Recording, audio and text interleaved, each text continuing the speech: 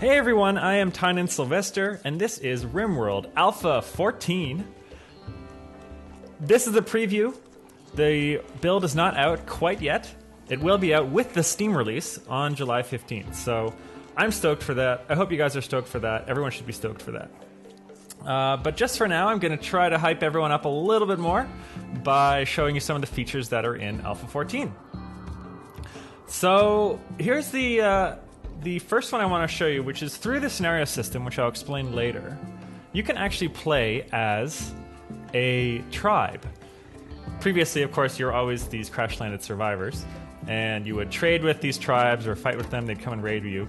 But now you can actually take that role, and I've tried to change a bunch of the game rules. So, you're not going to be living in yurts or teepees or something in a really, really traditional way, because it is still RimWorld and you have to build things out of blocks. But we've tried to change things that we could. So, for example, here's Pemmican. You're not going to have electricity a lot of the time. So, Pemmican is a traditional preserved meat and veggie food. You're going to be able to craft tribalware at the crafting spot here if you want, or short bows. So you can produce your tools without actually needing infrastructure. And a lot of the research is different. In general, this build of the game has a lot of new research. A lot of things are in research, including electricity, which you'll start with as a colonist, but as a tribe, you'll actually need to research electricity. In addition, things like complex clothing, which is a medieval level technology. You're going to have research penalties for anything above your general tech level, so that means anything above the tribal level. So even complex clothing and moving into electricity and space travel are going to be very difficult to research. But you can still do it if you want. And as a new light source, we have torch lamps as well. So if you want to use torches, you go right ahead. Moving on, we've improved the interface in a number of ways. I just want to show you this way, which is the Animals tab. Now has a whole bunch of global controls and interfaces that help you look at your animals and understand what's going on with them en masse. So here I'm assigning a bunch of animals to be slaughtered. You can see the sex of each animal, the growth stage, and those little icons there. And you can assign the training to them without having to go through each one. So if you want to assign all your squirrels to be trained as, attack squirrels or something, then you can just go and click them all here.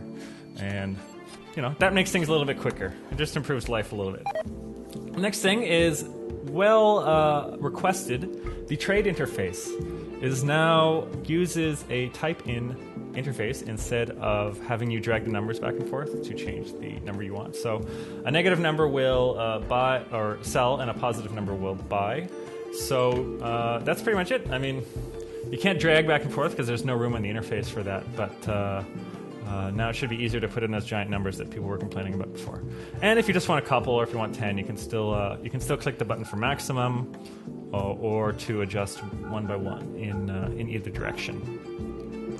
Another thing is you can actually trade furniture. So I just bought a hospital bed from that fellow, and now I'm going to install it, which is important as a tribal because you can't build hospital beds yourself. So that might be relevant. So moving along here, previously we've had issues in melee combat where a lot of the time the animals would form these gigantic death stacks where you'd have like 20 wargs on one cell, and they'd hit your guy and they'd all hit him at once and they would just die. So the wonderful Peter Walczak, our Polish programming prodigy, has put in a system where when they're doing melee combat, these pawns actually can't occupy the same cell at the same time. So as you can see, they're stacking up around their target, but they're not able to produce a stack on top of one cell, which really changes the tactics. Now you can produce like a kind of melee in the front and guys behind shooting sort of situation, and actually block hallways and things like that, and surround people, or newer guys can't get surrounded in ridiculous, unfair ways. So that's different. Another fun thing is the wonderful Kay Fedewa, I'm hoping I'm pronouncing that right, has volunteered to create a bunch of animal graphics. So be sure to check out her DeviantArt and all that cool stuff. I'll put a link in the description. And here they are. So we have a ton of new animals. We got the ibexes, and let's see, what else here? More ibexes. There's a megatherium, which are these ancient, currently extinct North American ground sloths. They got killed off like 10,000 years ago. But now they wander around, having been reproduced by genetic engineering. So yeah, there's a ton of animals you can see here. We got turkeys, wolves, ostriches, foxes, lots of foxes. And that's just going to add a lot of richness to the world, I'm hoping. So thank you to Kay for that. Thank you very much. So here's another little detail which should change some of the gameplay, which is that the roofs no longer appear instantaneously. Your characters will have to build them by hand. Now, they don't cost anything, so it's just a bit of labor. But it just removes some of these exploits and weirdnesses that were happening before. Previously, the roof would just appear automatically when you built an enclosed structure. That doesn't happen anymore. Instead, the game fills in the roof this place, like order, the area. So the roofing area defines essentially where your guys are supposed to go and roof, and then they'll go and do it on their own time. So you can remove that, so you can have areas with skylights or just open interior areas. You can also add like porch roofs outside if you want for whatever reason, and your guys will build them. And there, Borba has just come by and roofed that structure. So that it doesn't take a ton of effort, obviously, as you can see here, but it should make fires a little more dangerous and make things a little bit more sensible in a lot of cases. So another thing people have asked about is removing certain types of terrain that block them, like marshes or shallow water. So I've added the moisture pump building, which is essentially just this little electrical pump thing that slowly, very, very slowly removes moisture from the soil around. So you put this thing next to some marsh, and over the course of weeks and months, it'll remove it. So it's a long project, but it will allow you to perfect your base a little bit more if you really want to. We've also added a Pyromaniac trait. So I'm going to give the trait to Borba here. And then what that does is when she has a mental break, as I've just forced her to do with debug tools, she will go on a fire starting spree. So she'll run around and start fires. Here she is lighting my wool on fire, which sucks. And yeah, that's pretty much it. So you want to watch out for your Pyromaniacs.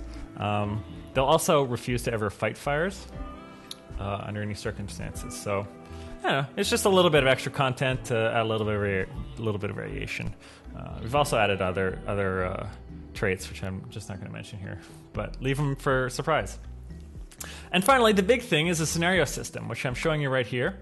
Now, when you start a game, you actually choose your scenario. Now, a scenario defines sort of the starting conditions and general narrative overview of what's going on. So there's 3 built into the game. Crash Landed, which is the classic 3 people crash land scenario. The Rich Explorer, which is 1 rich guy, and the Tribe, where you start with a larger number of tribespeople.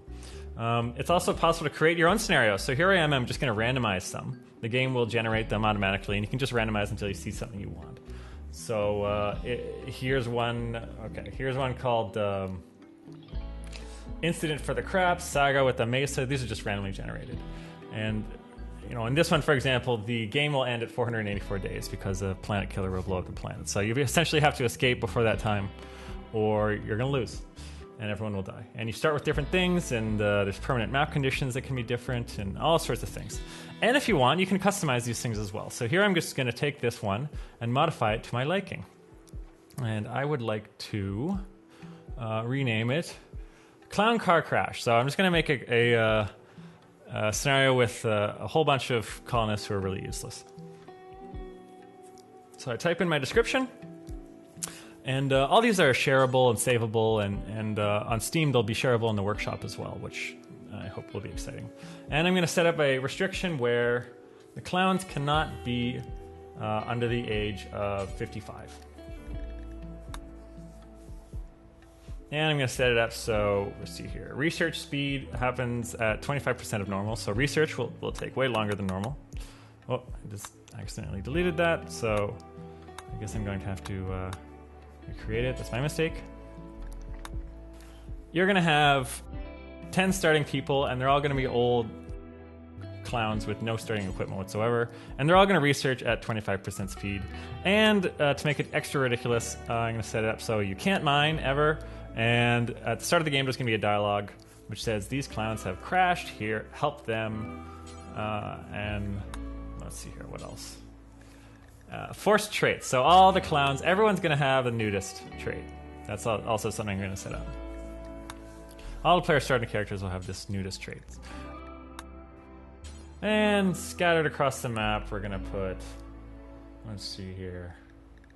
Why don't we choose long swords? Whatever. 50 steel long swords scattered across the map. And we're going to start with cassowary eggs. Fertilized cassowary eggs. 40 of them. So this is kind of a ridiculous scenario. Although I suspect a lot of the fun ones might be ridiculous too. But I'm showing it to you for example purposes. And I'm just going to go and start the game now. World generation is part of the game start now. It's not a separate process. I'm going to choose to launch here, and here's my 10 starting pawns.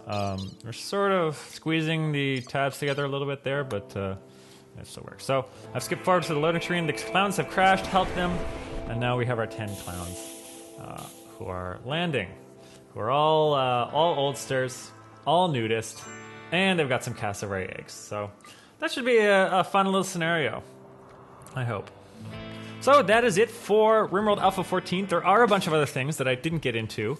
I've released a text full list of the changes. A lot of them, there's been a lot of refinements in this one. So like hundreds and hundreds of bugs have been fixed. We've been going over this one for months and months, just fixing things and refining things, rebalancing. So veteran players will find quite a few things are just more polished than before and work better than before in subtle ways. I've also added some new content that I didn't mention here, including new traits, like new ways to be ugly and unattractive or attractive, and so on and so forth. So if you're interested, check out the features list. And I hope everyone gets hyped for the Steam release. I hope you'll write a review, especially if you like the game, obviously, when Steam is out. And yeah, that's pretty much it. That's Alpha 14 of RimWorld. I am Tynan Sylvester. I tweet at Tynan Sylvester, and if you're interested in game design, I wrote a game design book a few years ago you could check out as well. Just Google it. It's called Designing Games. That's pretty much it. Thank you all for watching, and I will see you guys next time.